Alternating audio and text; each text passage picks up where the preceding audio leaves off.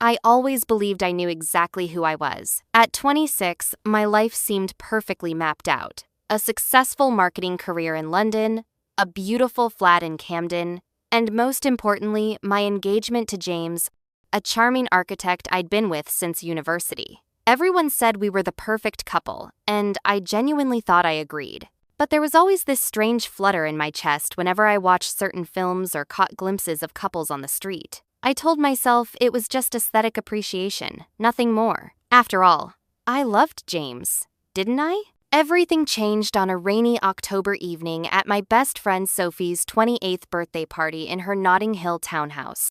The gathering was intimate, about 30 people. Soft jazz playing, wine flowing freely.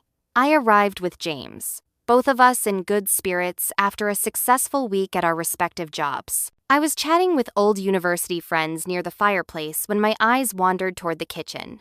That's when I saw them. Two women stood by the marble countertop, completely absorbed in each other. One had striking auburn hair that caught the warm kitchen light. Her emerald eyes focused intently on her companion, a petite blonde with the most radiant smile I'd ever seen. The auburn-haired woman was gently tucking a strand of hair behind the blonde's ear, and something about that simple gesture made my breath catch. It was as if I'd been colorblind my entire life and was seeing a rainbow for the first time. "Who are they?" I whispered to Sophie during a lull in conversation. Sophie followed my gaze and smiled knowingly. "Oh, that's Isabella and Emma. Bella's a photographer. Emma works in art curation at the Tate Modern. They're very close friends." The way she emphasized close friends made the meaning perfectly clear. James was discussing his latest building project with some colleagues, but his words became muffled background noise. I couldn't tear my eyes away from the tender way Isabella's fingers traced along Emma's wrist. How Emma leaned into the touch as if it was the most natural thing in the world. "Excuse me for a moment," I told James and found myself walking toward the kitchen as if pulled by an invisible force. "Hello," I said as I entered their space. Both women turned, and when Isabella's green eyes met mine, time seemed to stop. She had this magnetic presence, confident yet gentle. "Hi there," Emma said with a warm smile. "I'm Emma, and this is Bella. You're Sophie's friend from uni, right?" "Yes, I'm Charlotte," I managed, my voice slightly breathless. "Lovely party." Isabella stepped closer, close enough that I caught her perfume, something sophisticated with notes of bergamot and white tea. "Are you here alone?" she asked, her voice having a slight Scottish accent that made my pulse quicken. "No, with my fiancé James," I replied, feeling oddly hollow saying those words. "Fiancé," Isabella repeated, raising an eyebrow. "How wonderfully conventional." Emma laughed softly. "We're a bit more flexible about these things ourselves." Their hands found each other naturally as they spoke, and watching this simple intimacy stirred something deep within me that I'd never acknowledged before. Isabella's lips curved into a knowing smile. "Charlotte, have you ever wondered about different experiences? Different ways of loving?" My mouth went dry. Answering this question honestly would mean acknowledging truths I'd buried deep. The voice in my head screamed, "Yes, every single night." But I said, "I don't think so." My voice betrayed me completely. Emma's laugh was like silver bells. "Are you certain? Because the way you've been watching us suggests otherwise." Heat flooded my cheeks. Being read so transparently was both mortifying and strangely liberating.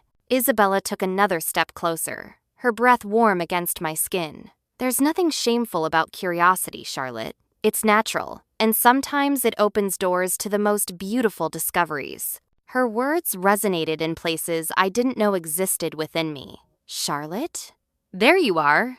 James's voice cut through the moment like a knife. I turned to find him beside me, his expression carefully neutral but his eyes alert, sensing some shift in the atmosphere. "Making new friends?" he asked, his gaze moving between Isabella and Emma before settling on me. "Yes, just chatting with Bella and Emma," I said, fighting to keep my voice steady. "Lovely," James said, but there was an edge to his tone. He shook Isabella's offered hand a bit too firmly and smiled politely at Emma, though his eyes remained cold.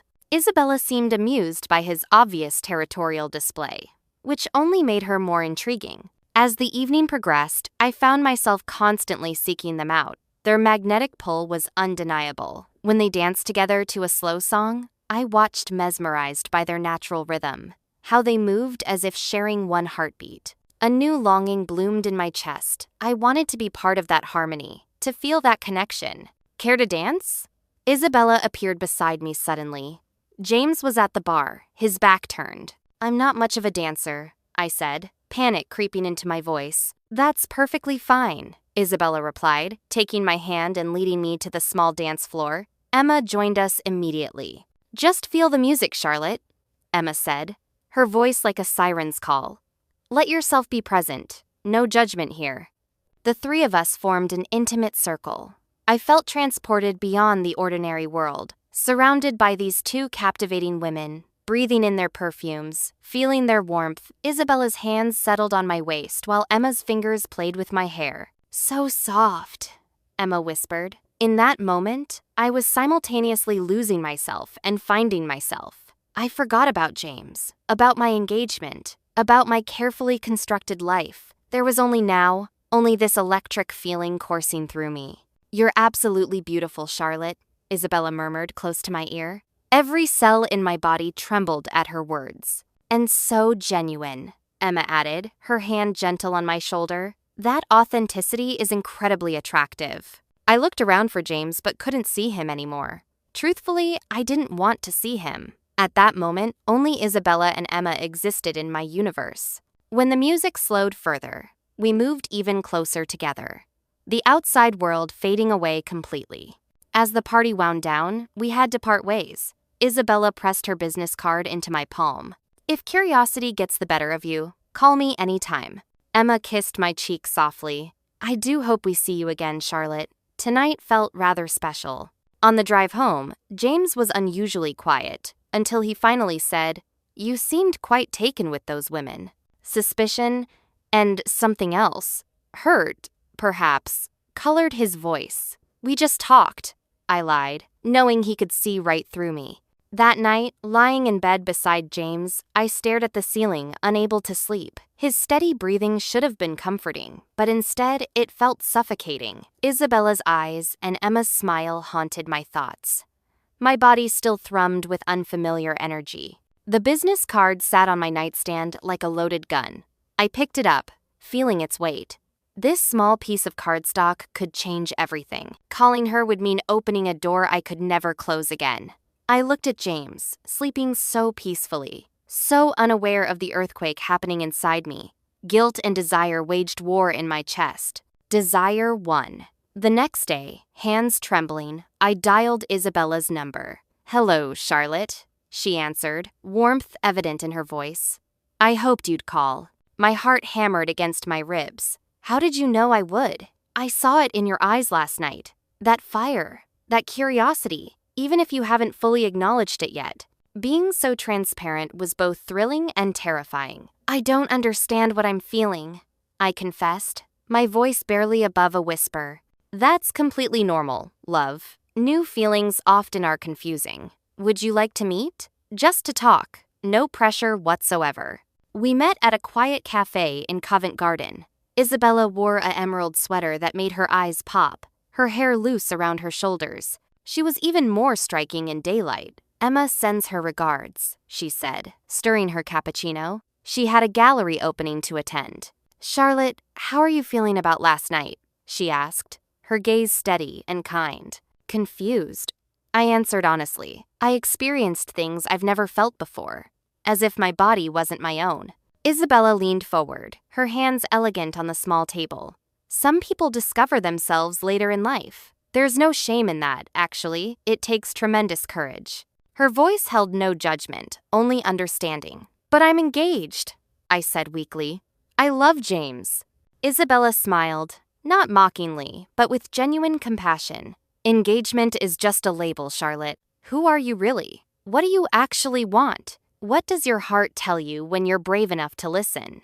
These questions shattered every certainty I'd built my life upon. I don't know, I whispered. Isabella reached across and touched my hand. That simple contact sent warmth shooting up my entire arm. Then explore, Charlotte. Discover your true desires. Emma and I can help you navigate this, but only if you want to. This offer intensified the storm in my heart. How? I asked, my voice mixing curiosity with fear. Come to our flat tonight, just to talk, to explore whatever you're comfortable with.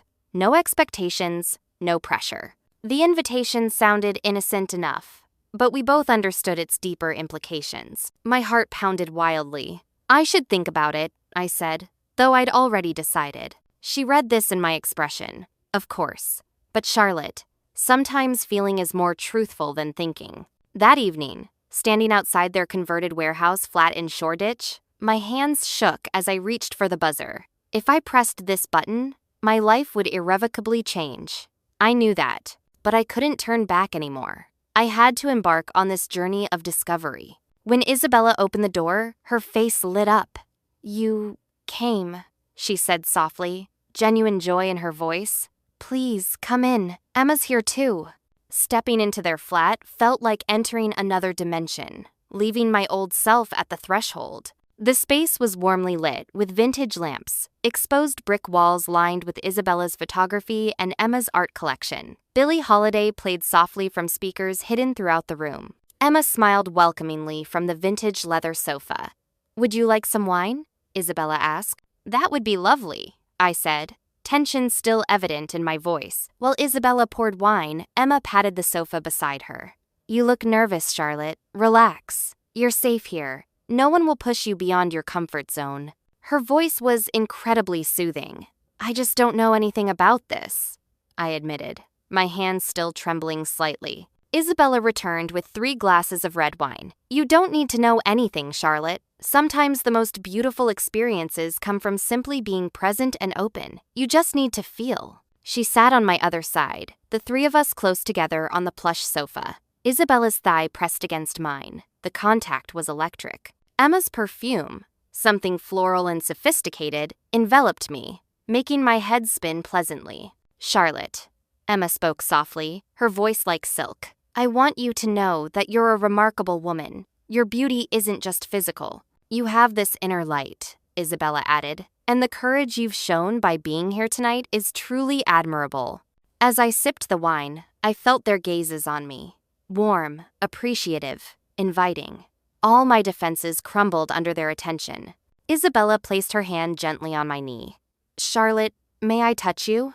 My heart pounded so intensely I couldn't speak. I nodded.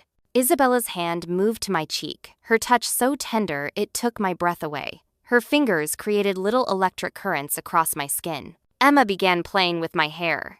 So silky, she whispered. Being between these 2 women, feeling their affection, opened up a completely new world. I'd never experienced anything remotely like this. Beautiful, Isabella breathed.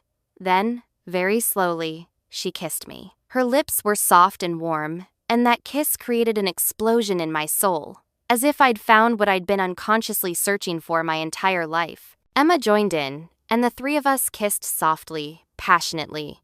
The moment felt eternal. That night, I discovered their love, so different from everything I'd experienced with men. More tender, more intuitive, deeper. Isabella's touch was like fire that warmed rather than burned. Emma's kisses were like silk, their softness leaving traces on my skin. For the first time in my life, I felt truly complete. Their hands moved across my body like music made tangible. Each caress a perfect note in a symphony I never knew I needed to hear. Near dawn, the 3 of us fell asleep intertwined, and I knew with absolute certainty that my old life was over. When I woke, Isabella's auburn hair was spread across the pillow, catching the morning sunlight streaming through the tall windows. Emma's arm was draped across my waist, her breath soft against my neck. In that moment, I understood. This was who I really was. The conversation with James was devastating but necessary. I couldn't look into his kind, confused eyes and lie anymore. When I tried to explain, words failed me completely. How do you tell someone you've loved for years that you've discovered you're not who either of you thought you were? 4 years, Charlotte. 4 bloody years, he said, his voice breaking. Was any of it real? All of it was real, I said through my tears, but I wasn't. Not completely. He left that night, taking only what he needed. The ring sat on the kitchen counter for days before I finally put it away. My family was shocked. My mother cried. My father went silent. Friends whispered. Colleagues gossiped. But underneath all the chaos and judgment, I felt something I'd never experienced before. Authenticity. I was living as my true self for the first time in 26 years. The relationship with Isabella and Emma evolved naturally over the following months. They never pressured me to define what we were or weren't. We simply existed together. 3 hearts finding their rhythm. Isabella taught me about photography, how to see light and shadow, how beauty exists in unexpected places. Emma showed me art galleries I'd never noticed, introduced me to artists who challenged everything I thought I knew about love and identity. We traveled together, weekend trips to Paris, a week in Barcelona, long drives through the Scottish Highland. I discovered what it meant to be loved without conditions, without expectations of who I should be.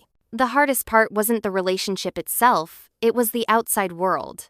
Britain might be progressive, but polyamorous relationships still raised eyebrows. We learned to navigate carefully. To find our community among other people who understood love comes in many forms. There were challenges, moments of doubt, times when the weight of societal expectations nearly broke my resolve. My mother still asked when I'd come to my senses. Former friends distanced themselves. Some colleagues treated me differently. But every evening, coming home to Isabella's laugh and Emma's gentle questions about my day, I knew I was exactly where I belonged. 6 months after that life-changing party, we decided to move in together properly. We found a beautiful converted Victorian house in Hampstead, with large windows, exposed beams, and enough space for Isabella's photography studio and Emma's design workshop. The morning we got the keys, standing in our empty living room with sunlight streaming through the windows, Isabella took both Emma's hand and mine. "To new beginnings," she said.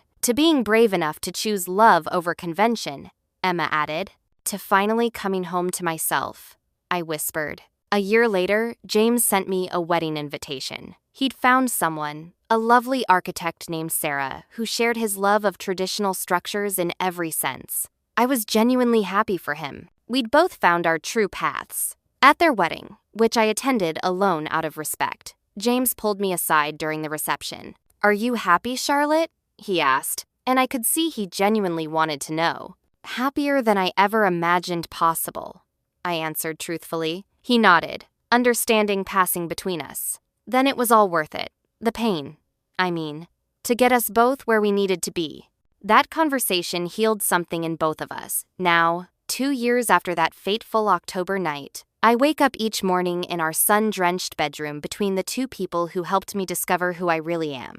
Isabella usually rises first, making coffee and humming while she plans her day's shoots. Emma is slower to wake, but when she does, she greets the world with that same radiant smile that first captured my attention. Our life isn't conventional by any traditional measure. We face challenges that most couples don't, but it's authentic. And that authenticity has brought me more joy than I ever experienced, trying to fit into a life that was never truly mine. Sometimes people ask if I regret the pain I caused James, the upheaval I created in my family, the bridges I burned. The answer is complex. I regret the hurt, yes, but I can't regret finding myself. Because the truth is, you can't love someone fully until you know who you are. And you can't know who you are until you're brave enough to question everything you've been told about yourself. Love isn't just about finding the right person, it's about becoming the right person, the authentic person, the one who's been waiting inside you all along. As I write this, sitting in Isabella's studio while she edits photos and Emma sketches new designs nearby, I can't imagine any other life. The woman who attended Sophie's party 2 years ago, the one who thought she had everything figured out, she was living in black and white. Now I see the world in full color, and it's more beautiful than I ever dared to dream. This is my story, not of a love triangle, but of a love that multiplied, of finding family in unexpected places, of the courage to live authentically even when the world tells you it's wrong. To anyone reading this who recognizes themselves in my journey, be brave. Your true self is waiting, and the love that's meant for you will find you when you're ready to receive it. The colors of your heart are more vibrant than you know,